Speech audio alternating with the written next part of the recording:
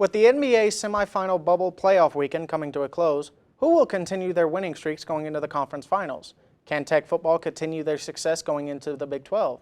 Can the Big 10 get one of their teams into the college football playoffs after starting their season off so late?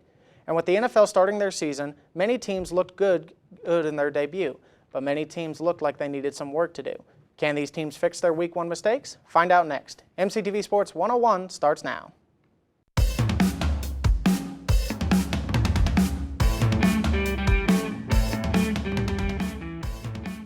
Hey there, sports fans, and welcome to MCTV Sports 101. I am Austin Seat. And I'm Ryan Heller, and we hope that you've all had a great summer break, and welcome back to our first time back here for Sports 101.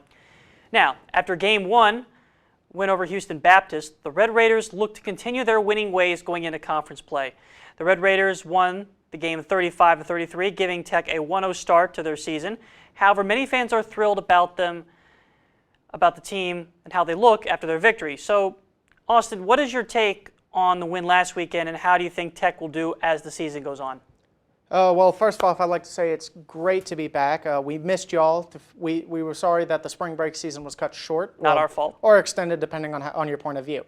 But as for the Tech game itself, I thought that the players individually, they looked good. I mean, they didn't look like a team that, or the players individually didn't look like they had been on like a 6-month-long break from practice and all that. I mean, you had Bowman, he was 38 for 52, so the air raid's still going strong. He had 430 yards, 2 touchdowns. Did have an INT, but that obviously didn't set them back from taking the game home or taking the game in a victory.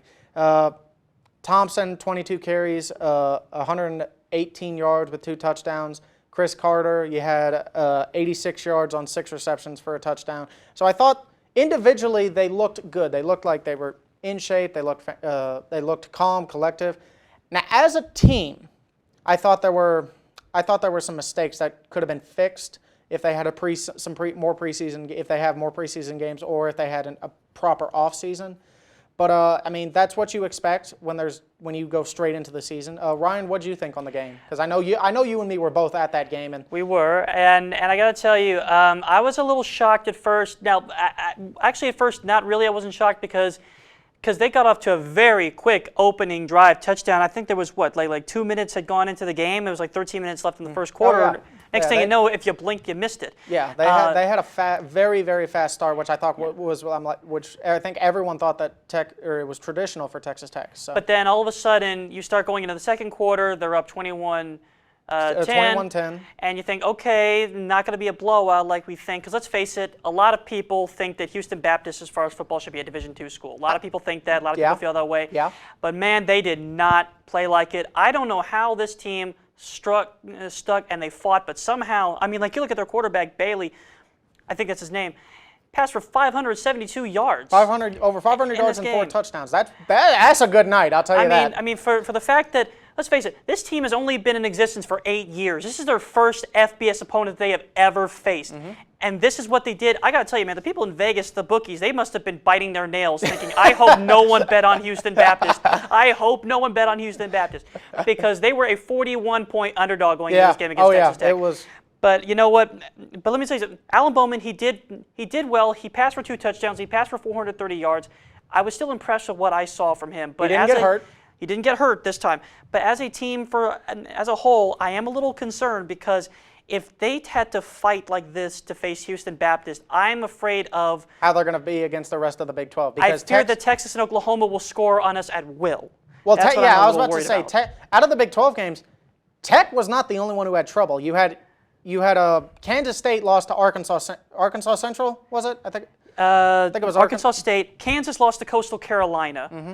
And if I'm not mistaken, Louisiana Lafayette beat Iowa State, and Iowa State was ranked. Yeah, they were ranked as well.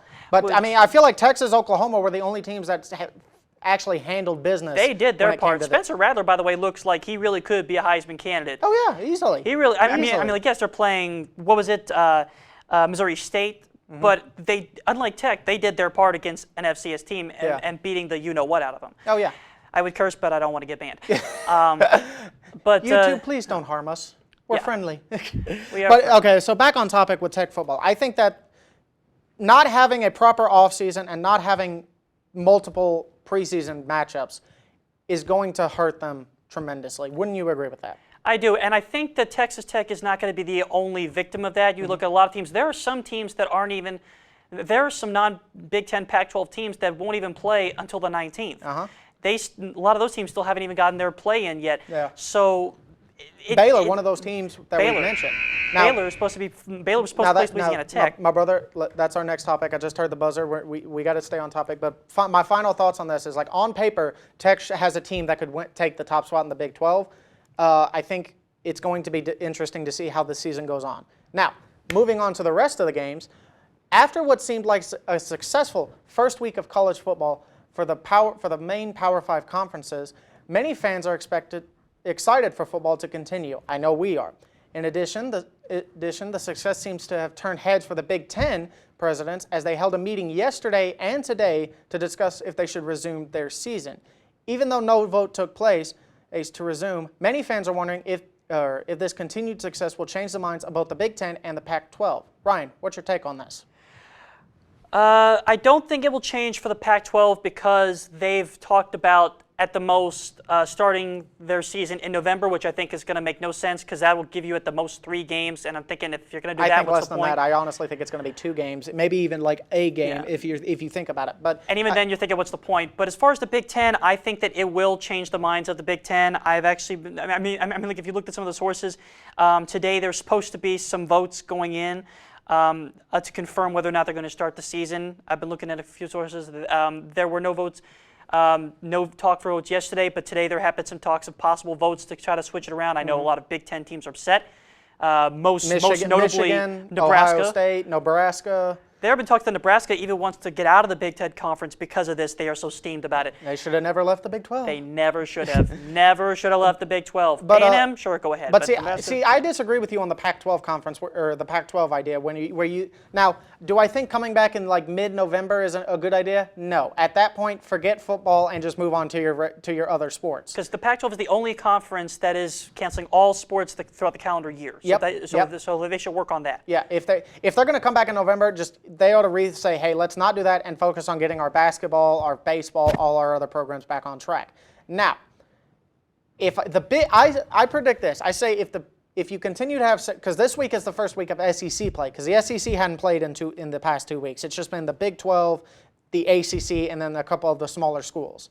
So correct. The SEC is week 1 is this week, and I think it's all conference play if I'm not mistaken. Yeah, for the most part, all the conferences have done a conference plus 1 schedule, so it's just going to be like 1 non-conference and then straight to conference. So I think if the SEC, and I think the Big Ten and the Pac-12 both said this back in July. They said if the Big 12, ACC, and SEC can make it successful and safe for the players, the coaches, and the fans, then there's a chance that the Big Ten and the Pac-12 can come back. Now, it's still early, but the Big Ten has seen that success, and I think they can continue that success as well. And one more thing before we go, I do think that like if the Big Ten can make this work, because let's remember, the Mountain West and the MAC conferences also canceled their football seasons. Yep. So I think if the Big Ten can strap up and say, you know what, it's worth it for the fans. We want college football back for our student athletes and our fans. I think that can possibly bring an inspiration to the MAC conference, maybe even the Mountain West as well. I agree with you, brother. But we will see. Now, after some fun, competitive, and controversial games in the NBA bubble playoffs, they are now getting into the conference finals. The Eastern Conference has already been set with the Miami Heat and the Boston Celtics playing for a spot in the NBA Finals. However, over in the West, only one team has made it into the conference finals, the LA Lakers. They have secured a spot and are currently waiting for the winner of either the Denver Nuggets or the Los Angeles Clippers to join them. With only 2 games left, who will come out on top as the NBA champion?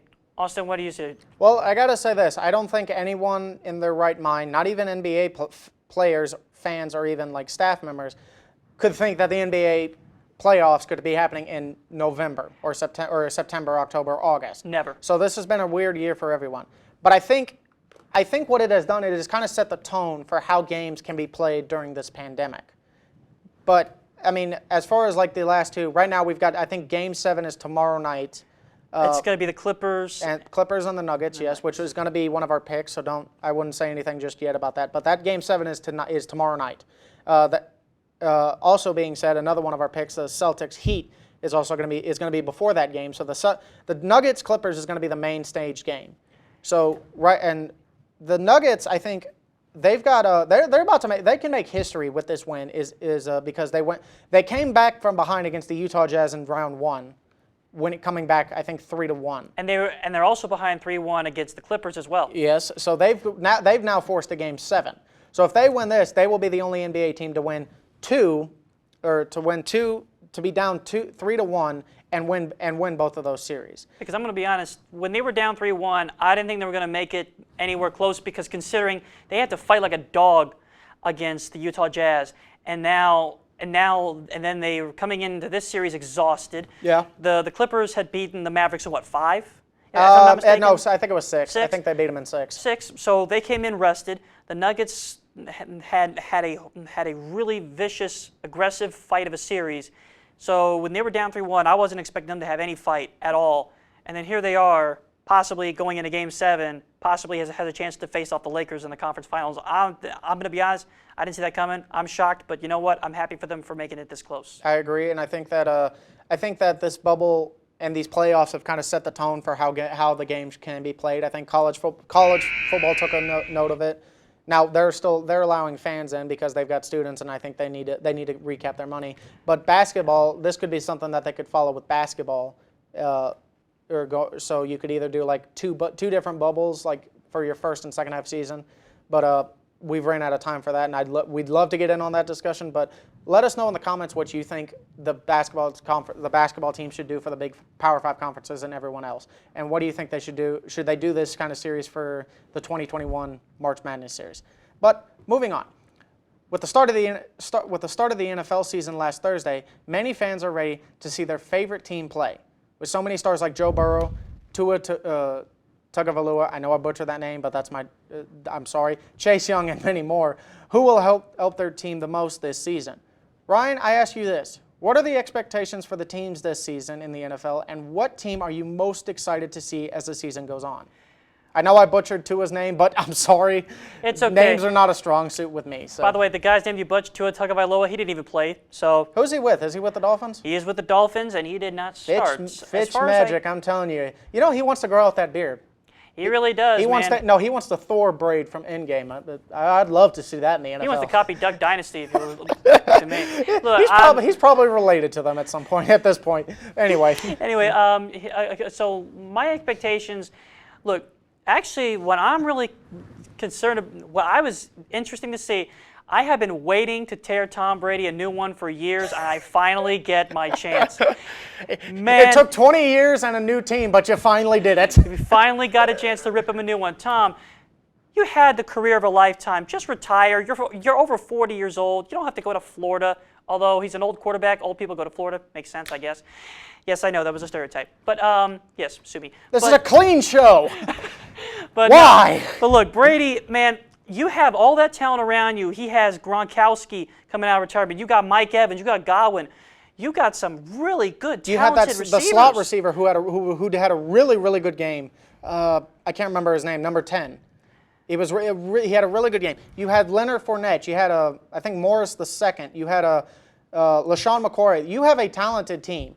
Now, yes, I know Arians is not Belichick. I get that. But still, Brady, you're one of the greatest quarterbacks, if not the greatest to ever play the game. You have all that talent. That you finally have good receivers around you, and a pretty stout offensive line, from what it looked like to me. Yeah, I thought so. Also, another story: Cam Newton with the Patriots. I was interested to see that too. Mm-hmm. It looked pretty good. I mean, like Cam Newton, he had what? He had 2 rushing touchdowns. 155 yards passing. He looked pretty good. Not one of his better games, but I think for coming back after what happened in Carolina, which by the way they lost to the Raiders. They lost to the Raiders, who is now in a lot of new stadiums, a lot of new teams, or a lot of it's a weird time in the NFL. You have people in different places. I mean, the Rams stadium looks absolutely beautiful. Oh, I'm sad sad that there were no people in that stadium. That would have looked amazing. That is a beautiful stadium. the Darth, or what do they call it? The Death Star. The Death Star, and which they didn't play in this week, but they will next week, so that's going to be a good, fun time. Joe Burrow, I thought looked good. Burrow's the one I'm really interested to see because he deserved that win, and I think that he could have a really impressive season. Now, here's my thing with Joe Burrow. I love the man to death. I think he's going to be a good quarterback in the NFL. I wasn't rooting for him because me and my roommates had a little thing where we had to pick what team would win. I voted the Chargers, and I'm glad they won because it got me into the win column. But I think Joe Burrow, he's a good kid, good quarterback. I don't think he can get it done with that Cincinnati front office. My opinion. Fight me on it in the comment section, please. Love to hear Because it. look what they did to Andy Dalton. They destroyed Andy Dalton's career. And where is he? Well, he's now with the Cowboys, and I think he should start over Dak. But we're not going to get into that conversation yet. Oh, I like it. Yeah, we'll save that for next time. Drama. Well, now it's time for Who You Got. Oh, that's right. To start off, our first Who You Got for this year. To start off, we have the Denver Broncos facing off against the Tennessee Titans later tonight at 9 o'clock. Austin, who you got? Well, let's see, Tennessee Titans and the Broncos. I'm going to pull a stunner on you. I'm going with the Broncos on this one. Really? Here's why. They got a 53% chance of winning this game compared to 46% for the Titans. Why, I don't know. Why would you not go for the third best team in the AFC last year? But there are some notable outs in this game. You've got Von Miller, Cortland Sutton for the Broncos, and then as far as the Titans, you got Corey Davis and then Jameel Douglas. But I think because there was no preseason matchups and what we've seen in the past as far as NBA teams, I'm going to name the Browns as one. I think that in Mile High Stadium, or maybe called Mile High Stadium, Broncos get it done. Now, see, to me, I'm going to go with the Titans, and it has nothing to do with Jadeveon Clowney because I think he's overrated. But it has to do with the fact that Ryan Tannehill seems to fit well in this Titans system. Seems to fit well. They have most of the guys that they had in that AFC championship They re-signed Derrick Henry, who is a bowling ball. Yep. The Alabama bowling ball is what I like to call him. And you got Hollywood Brown, you got Corey Davis, Adam Humphries, who is surprisingly, in my opinion, an underlooked receiver. He is a much better receiver than people give him credit for. Yep. And you look at you have Delaney Walker, who he is getting up there in age, but he shows that he can still do something. He shows that he can still block, he can still run some good routes. I think the Titans are going to use that spark of making it to the AFC Championship as a 6th seed, and I think that they're going to pull away on this one against Denver. As a 6th seed? Are you nuts? They were a 6th seed going into the AFC Championship game against the Kansas City Chiefs. Okay, last year. This year, I think they're going to be a 4 seed or a 3 seed easily, especially with that new playoff system. But I think that they're going to roll. Stay tuned for that. We'll discuss that later on this year. I'm just saying they're going to use that momentum. They're going to use that spark. All right. Well, on Tuesday, we have the LA Clippers versus the Denver Nuggets in a winner-takes-all Game 7 thriller. Ryan, who you got for this one? Well, now that the Rockets have lost to the Clippers, I mean the Lakers, now that they've lost to the Lakers, now I officially want to see the LA versus LA matchup. I'm going to go with the Clippers. Because now that it's an actual possibility, why not? I want to see it happen. Plus, also, the Clippers have never been to a conference finals. The last time they had a chance to, the Rockets, came back from 3-1 on them, and then they haven't had a chance since. So could happen again this year, though. But you know what? To me, Kawhi needs to take over because he is leading in every single category: points, rebounds, steals, assists. For the Clippers, let's just get that out straight. Yes, Kawhi for the Clippers. He is turning it on. They need to let him take over in this Game 7. Let's face it, there is no such thing as playoff Paul. There is no such thing as playoff Paul. I don't care what he says. You need to let Kawhi, who is a very good clutch player, you need to let him take over. Let Pat Beverly be a pit bull on defense, and the Clippers should be okay in this one. Austin, who do you got? I'm going to go against you, brother. I got the Nuggets winning this in Game 7, and here's why. They've played from behind in both, I would say, in their series win against the Utah Jazz, and in the past 2 wins to get it to a Game 7 here in this series. I think they were behind, I think, as low as as high as 20.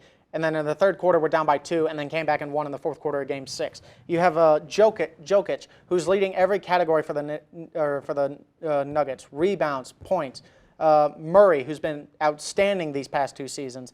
The Nuggets are 36. I really don't understand how the Nuggets are at a 36% chance of winning this game compared to the Clippers, who are at 63. I think it should have been a little bit more even, but I got the Clippers winning Game 7 and ruining an LA versus LA conference finals. Oh, okay, interesting. Well, you know what? Something tells me you're not the only one who's thinking that, other than Denver fans. I'm rooting for you, Colorado. Nah. I'm with you. Beat LA. Beat LA. We're bringing back to the 80s with Magic and Bird. Beat LA. Speaking of speaking of teams of the 80s, we have on Tuesday the Boston Celtics and the Miami Heat in Game 1 of the conference finals. Austin, who you got? Now, let's see. The last time the Celtics made it to the Western Conference Final, did they make it last year and they lost to Toronto, or did the Milwaukee beat them last year? I think it was Milwaukee because it was the conference finals between the Bucks and the Raptors. Okay. Well, moving on. They haven't made it to the NBA Finals since 2010. Yeah, I think it's 2010. Yeah, 2010 when they lost to the Lakers. I'm like, when did the Mavericks win? My team, when did my Mavericks win? Okay, yeah, 2010. The next year, yeah. Yeah, so we won it the next year. But anyway, the Celtics haven't been to the NBA Finals in 2010. This, by far, is the best Lakers team I've seen since that 2010 matchup when they had Kevin Garnett, Paul, Rondo. Rondo's now a traitor to the Lakers, but we won't get into that. I'm going with the Celtics on this one. I think they've got the best shot. Celtics, well, you know I think they ruin Miami's perfect little victory. Their little sweep into the conference I don't know, finals. man. Me personally, Miami, what they did. Now, yes, I have been saying this for a month now. I don't trust Milwaukee in the clutch, and I've been right. But and now Antetokounmpo wants to be traded. That's going to be an interesting thing. We'll talk about this later, but he unfollowed his entire team except for his brother.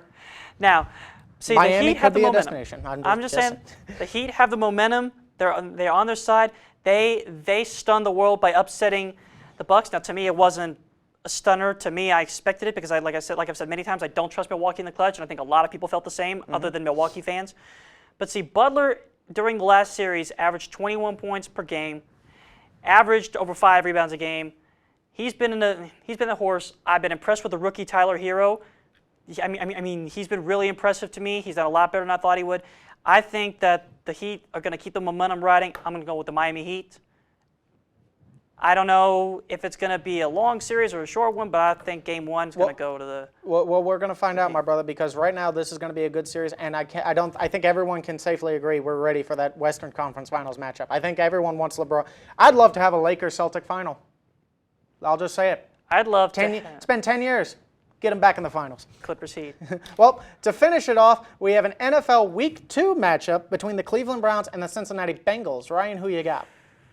Oh, this is too easy of a one for me. I'm going to go with the Bengals. See, to me, it's a question between a quarterback who seems like he's truly NFL ready against a quarterback who is overrated in Baker Mayfield, the Texas Tech traitor, as we all know him to be that. I'm going to go with the Bengals. Now, this isn't. I know, you're going with the Bengals, right? But this isn't because you just hate Baker Mayfield. This no, isn't because like I actually think he is an overrated quarterback. But I actually think he is an overrated quarterback, and I'm going to go with the Bengals because I think Joe Burrow deserved that win, and I think that this win is going to be a lot easier for him to get. I'm going to go with the Bengals over the Browns. Austin, what about you? I'm going to agree with you. There's some things I disagree with your points. One, I don't think Baker Mayfield is an overrated. I don't think he's underrated. I don't think he's overrated. I think he's in the middle. He's like average. But I think that the Bengals are going to win this because, to me, based off the 2 games I saw, they looked like the better team versus their opponent.